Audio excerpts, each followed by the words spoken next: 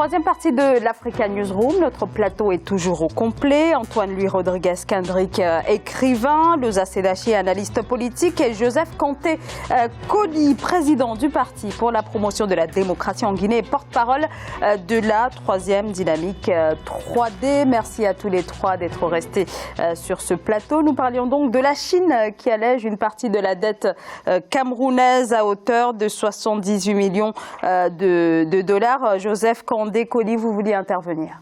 Oui, comme d'ailleurs on parlait de la CAN par rapport au Cameroun, moi je voulais dire que le président s'est plutôt occupé de sa réaction que de s'occuper de la préparation de la CAN.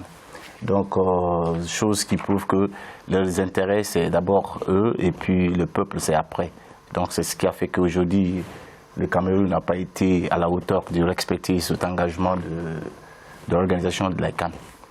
Alors, concernant la Chine, comme je vous ai dit au préalable, que l'offensive est bel et bien dans l'intérêt chinois, il faut le saluer, mais il faut maintenant appeler à la conscience de nos chefs d'État africains de comprendre que nous avons aujourd'hui la possibilité de proposer aussi des choses qui vont dans l'intérêt de nos concitoyens et de ne pas seulement se laisser brader par l'idée d'avoir tout de suite pour financer ces actions politiques en cours que de penser au développement réel de l'État. Et ça, c'est très dommage, mais puisque ça perdure, que ça continue, pour un président comme Paul Biya, on ne devrait pas quand même l'apprendre. Il devrait aujourd'hui avoir la sagesse du pouvoir et de comprendre que si aujourd'hui il est encore au pouvoir, c'est bien pour apporter quelque chose pour les Camerounais. Alors je voudrais quand même qu'on aborde aussi une autre actualité, la problématique de l'eau. Et nous allons prendre la direction du Rwanda et c'est dans notre Zoom Société.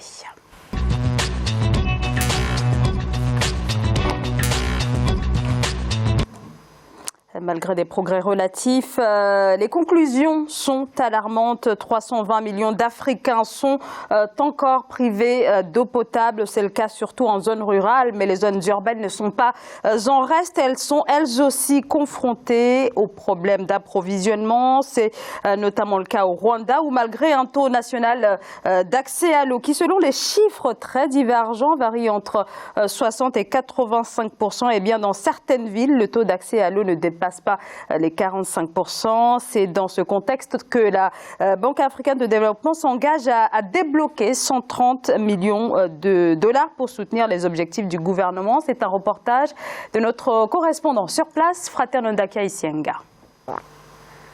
Le gouvernement rwandais et la Banque africaine de développement ont signé ce 16 janvier 2019 un accord de prêt de 115 millions d'euros pour le financement du programme d'approvisionnement en eau potable à 100% d'ici 2024. Le prêt sera bénéfique aux habitants de 15 districts parmi les 30 que compte le Rwanda et concernera plus de 2,6 millions d'habitants.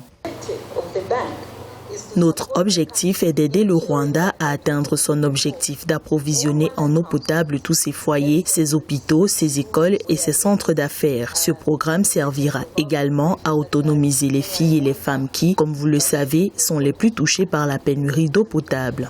Les efforts du Rwanda en matière d'approvisionnement en eau potable se remarquent de plus en plus depuis l'annonce de la stratégie de transformation nationale, un programme de gouvernement sur 7 ans jusqu'en 2024. Lors de sa précédente visite au Japon, le président rwandais a assisté à la signature d'un accord bilatéral sur la canalisation d'eau Nzove-Nura. Le projet qui vise à assurer une meilleure distribution d'eau sur Kigali sera subventionné par le Japon à hauteur de 30 millions de dollars américains.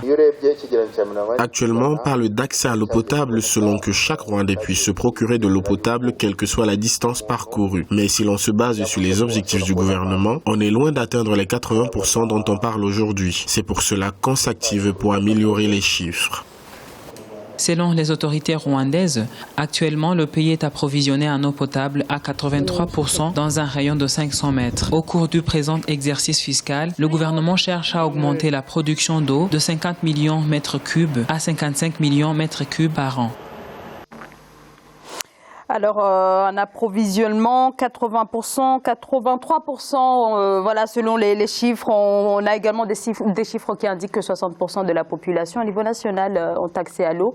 Mais d'autres disent que c'est beaucoup moins que ça, 20% aussi parfois. Et finalement, on a une situation extrêmement floue au niveau de l'approvisionnement en eau. Antoine Kendrick. Bon, le Rwanda, en 20 ans, donc après le génocide, le Rwanda a montré sa capacité de monter le pays assez haut, avec un président venu à la faveur, je dis bien à la faveur du génocide, dont on disait c'est encore un dictateur de plus qui vient au pouvoir. Mais quand on voit l'évolution du Rwanda actuellement, il n'y a pas photo avec les autres États africains. Le problème d'eau, c'est un problème qui sera résolu. Parce que je suis conscient que l'État rwandais prend cette chose-là en main. Donc l'eau, d'abord il faut reconnaître que le Rwanda c'est un pays vallonné. Donc accidenté, d'où la difficulté de mettre de l'eau un peu par-ci. C'est un pays à collines. Plein de collines, bon. Donc il y a toute cette difficulté-là. Mais néanmoins, il faut comprendre que ce pays-là va de l'avant, mais à une vitesse grand V. Donc nous avons beaucoup de choses qui se font maintenant sur place. Il y a des grandes écoles là-bas d'informatique, ils construisent des ordinateurs. Donc c'est bien géré, c'est bien géré. Nous avons confiance en ce président-là. On dira aujourd'hui, bon, c'est un dictateur comme tous les autres, parce que chez nous, la musique, c'est la dictature. Dès qu'il y a un président quelque part, c'est un dictateur. Mais on ne dit pas cela pour les pays comme l'Arabie Saoudite, le Koweït, tout ça, où les grandes personnalités se succèdent de famille en famille. Donc chez nous, alors néanmoins, quand même, cette problématique liée à l'accès à l'eau détonne complètement avec ces taux de croissance record que le Rwanda affiche maintenant depuis de nombreuses années. Mais justement, c'est pour cela qu'ils prennent le problème en main. Donc il faut de l'eau à tout le monde. L'accessibilité à l'eau pour les populations, c'est nécessaire. Donc je vois qu'ils sont en train d'y travailler.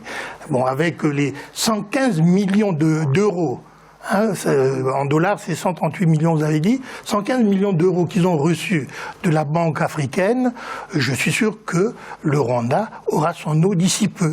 Le zeste et la chier.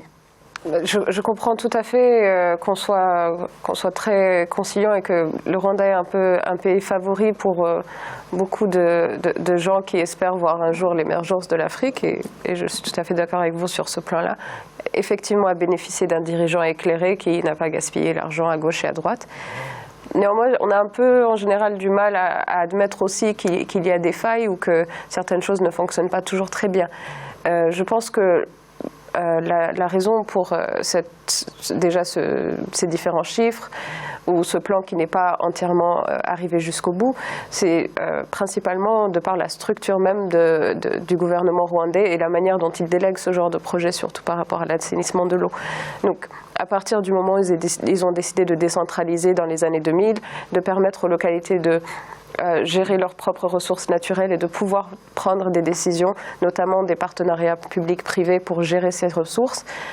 Il y en a certains qui sont des exemples. Mais après, au niveau de la collecte de données ou de savoir quel projet marche, quel projet ne marche pas, à partir du moment où ça ne remonte pas forcément au gouvernement central, c'est difficile à évaluer. Pardonnez-moi, je ne sais pas. Non. Vous aviez terminé, Joseph Kandé-Koli. Oui, justement, je vais aborder dans le même sens que mon Kendrick. Voilà, M. Yankari. Je salue ce peuple rwandais. Ils ont eu le courage et ils ont réussi à faire la différence entre ce qu'ils voudraient et ce qu'il fallait pour le pays. Ils ont choisi ce qu'il faut pour le peuple. Et ils ont eu aussi la chance d'avoir un leadership comme Paul Kagame et qui aujourd'hui s'investit avec tout son corps pour que ce pays-là s'en sorte. Et d'ailleurs, il faut comprendre que le programme de desserte en eau et de l'assainissement qui est en cours, dont ils reçoivent des financements de part et d'autre, cela prouve à suffisance qu'ils ont réussi à mettre en place cet environnement, cet espace de crédibilité et qui permet à ces institutions financières de mettre de l'argent et de les appuyer pour que franchement les objectifs soient atteints. Et moi, je dis que dans si peu de temps, ce problème-là serait derrière le Rwanda, parce que c'est le peuple qui veut aujourd'hui, franchement, sortir de cette situation. Parce qu'ils ont connu ce qu'on appelle du carnage, ils ont connu une guerre, ils ont connu tout ce qu'on ne peut pas imaginer. Et donc aujourd'hui, avec ce leadership de ce président dont j'ai beaucoup de respect pour et son peuple, parce qu'il faut aussi qu'on ait un peuple qui est conscient de sa situation pour accepter et rester derrière un homme qui a un leadership afin qu'il puisse atteindre des objectifs fixés. Il y a quand même une opposition rwandaise qui existe, Joseph Kandé-Kouli. Justement, cette opposition, elle est constructive, il faut le dire, dans le sens où le peuple aujourd'hui n'est pas déchiré entre eux. Il y a une cohésion, je veux parler. Le Rwanda, quand on visite, quand on s'y rend dans ce pays, on se demande, mais est-ce que c'est ce pays qu'on avait vu à travers les images il y a 20 ans de cela? Et ça, c'est une avancée significative. Et donc, moi, je dis, pour un pays fracturé à la base comme le Rwanda, n'importe qui, si le peuple n'était pas aussi, si le peuple n'avait pas pris conscience de sa maturité et de ses responsabilités de faire face d'abord à son développement national, et ses opposants ou des personnes qu'on injecte dans ces pays pour aller créer ou former des oppositions afin de déstabiliser le pays auraient pu aujourd'hui gagner. Alors effectivement, le peuple a su se remettre debout, le pays a été lancé par Paul Kagame, mais pour revenir à cette problématique liée à l'accès à l'eau et à l'assainissement, est-ce qu'on ne peut pas, dire qu'il y a quand même des failles dans ce programme-là? Est-ce qu'il est suffisamment bien outillé? Non, c'est une question de situation. En fait, c'est un problème géographique. Comme l'a dit, le pays est très désenclavé et il faut des moyens suffisants pour franchement que la desserte en eau et l'assainissement qui est en cours soit effectif. Mais je pense qu'ils ont un programme et ils vont mettre un accent, ils trouveront des moyens parce qu'ils sont sur la démarche. On a bien vu, ce n'est pas d'ailleurs le premier financement qu'ils ont obtenu, ils en ont eu plusieurs. Donc le projet est en cours et il ne reste que de finaliser et de toucher ces zones très désenclavées afin que les populations rwandaises soient quand même dans une situation d'autosuffisance. Leza Selachié. Ouais. Quand vous dites que, en quelque sorte, c'est un projet qui va bien se passer ou que c'est un problème géographique. Sur le problème géographique, je peux être d'accord. Sur le problème structurel que j'ai soulevé tout à l'heure, ok. Mais au-delà de ça, il y a aussi le fait qu'il y a des priorités. C'est vrai que le Rwanda est un État champion, est un État qui aime beaucoup réussir des différents objectifs, que ce soit celui fixé par les Nations Unies ou autre.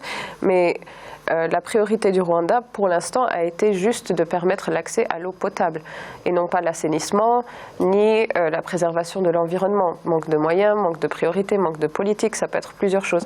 Mais c'est aussi que c'est presque comme une campagne publicitaire aussi de dire mon pays tous les gens dans mon pays auront accès à l'eau d'ici 2024 dans un pays africain. C'est assez majeur comme déclaration. Mais après, derrière, qu'est-ce que ça veut dire accès à l'eau potable? Comme le monsieur qui avait dans votre reportage le disait, est-ce que avoir accès à l'eau potable, ça peut aussi dire marcher 3 heures pour avoir de l'eau potable? On comprend bien le problème de l'eau, ce n'est pas uniquement au Rwanda. Nous avons aujourd'hui, par exemple, Israël. C'est un exemple que je donne parmi tant d'autres, ou la Palestine. L'eau manque. Partout, l'eau manque. Le Rwanda n'est pas en reste. Mais le Rwanda est en train de travailler pour résoudre ce problème-là. L'assainissement, donc pour éviter l'installation des microbes, le développement de plusieurs maladies, ainsi de suite, ils sont en train d'y travailler. Nous ne doutons pas que le Rwanda réussira dans ce chemin-là. Bon, ce que moi je me pose comme question en Afrique, surtout pour les Africains, les États africains, le Rwanda qui était un État francophone, donc colonisé par les Belges, avec une mainmise française bien après, puisque c'est la France qui dirigeait maintenant à la place des Belges, n'a pas su évidemment se développer avec Abiyarimana qui était justement assassiné.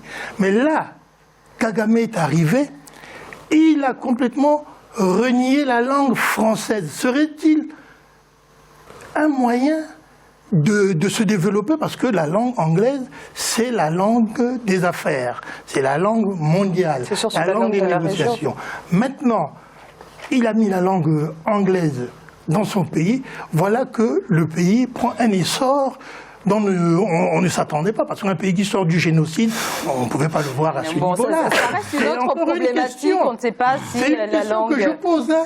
Sachant que le français est resté quand même parce que nous sommes dans la francophonie en train de tourner en rond dans tous les pays, voilà, c'est la francophonie, mais on ne va pas aboutir. Alors actuellement c'est l'ancienne ministre des Affaires étrangères qui est présidente de voilà, justement, c'est encore une question. Donc le Rwanda n'a pas dit non à la francophonie, Monsieur Antoine-Louis Rodriguez. En tout cas, c'est la fin de cette émission. On aura l'occasion d'aborder ces questions dans le cadre de nos prochaines émissions. Loza Selassie, je rappelle que vous êtes analyste politique. Joseph Condé-Coly, vous êtes président du Parti pour la promotion de la démocratie en Guinée, porte-parole de la 3e dynamique 3D. Antoine-Louis Rodriguez-Kendrick, je rappelle que vous êtes écrivain. Et merci à vous bien sûr de nous avoir suivis. Merci de votre fidélité. J'aurai le plaisir de vous retrouver demain. Bonsoir.